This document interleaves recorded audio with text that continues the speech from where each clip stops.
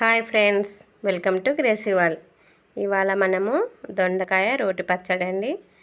ఇది మనము 2-3 డేస్ నిల్వ ఉంటుంది. చాలా టేస్ట్ ఉంటుంది.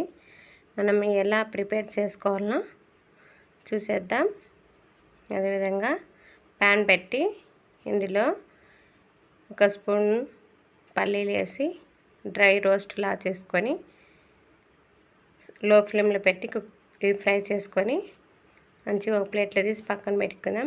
అదే ప్యాన్లో 2 స్పూన్స్ ఆయిల్ వేసి ఆయిల్ హీట్ అయిన తర్వాత దొండకాయలు చిన్న చిన్న ముక్కలుగా కట్ చేసి అందులో వేసి మనము మంచిగా ఫ్రై చేసుకోవాలి.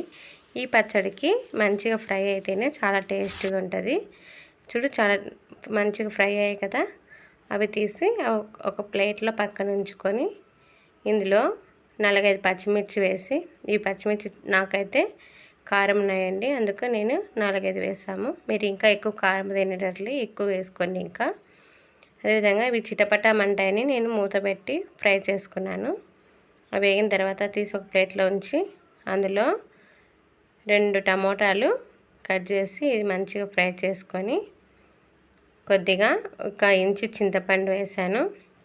అందులోనే వేస్తే మెత్తగా కుక్ అయిపోతుంది. చింతపండు వేసిన తర్వాత మూత పెట్టేసి 1-3 మినిట్స్ మనకు మెత్తగా అయిపోయాయి కదా టమాటాలు. ఇవి తీసి ఒక ప్లేట్లోకి పక్కన ఉంచుకుందాము. ఇవి అంతా చల్లగా అయిన తర్వాత మనం ఫస్ట్గా పల్లీలు ఒక జార్లోకి పల్లీలు తీసుకొని అవి మంచిగా పౌడర్ చేసుకొని అందులో 2 వెల్లిపాయలు, పచ్చిమిర్చి వేసి ఇందులో ఏపి పెట్టుకున్నాం కదా దొండకాయలు, ఆ దొండకాయలు వేసి మంచిగా, అంటే పైన ఫేస్ లేకుండా కొంచెం బరక మనం రోట్లో దంచుకుంటే కచ్చా పచ్చిగా ఎలా ఉంటుందో అదేవిధంగా మనము పేస్ట్లా చేయకుండా బరక చేసి మిక్సీ జార్కు గ్రైండ్ చేసుకుందాము. చూడండి, నేనైతే బరకనే పట్టాను.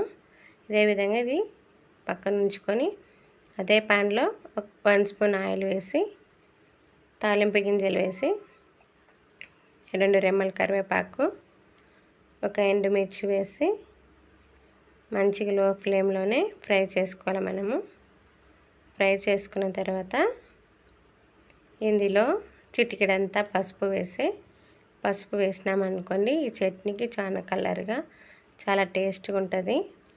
ఇది మీరు ఒకసారి ట్రై చేయండి. దొండకాయ పచ్చడి రోటీలోకి, చపాతీలోకి, రైస్లోకి, దేంట్లోకైనా చాలా టేస్ట్గా ఉంటుంది దొండకాయ పచ్చడి. అదేవిధంగా మీరు ఒకసారి ప్రిపేర్ చేసుకోండి. ఈ పచ్చడి అంతా 1-3 మినిట్స్ మొత్తం కలయబెట్టి సర్వింగ్ బౌల్లోకి సర్వ్ చేసుకుంటే ఎంతో ఎమ్మి టేస్టీ అయిన దొండకాయ పచ్చడి మీరు ట్రై చేయండి. మీరు మన ఛానల్ ఫస్ట్ టైం చూస్తున్నట్లయితే ప్లీజ్ సబ్స్క్రైబ్ చేయండి, లైక్ చేయండి, షేర్ చేయండి. మరెన్నో వీడియోలతో మళ్ళీ కలుద్దాం.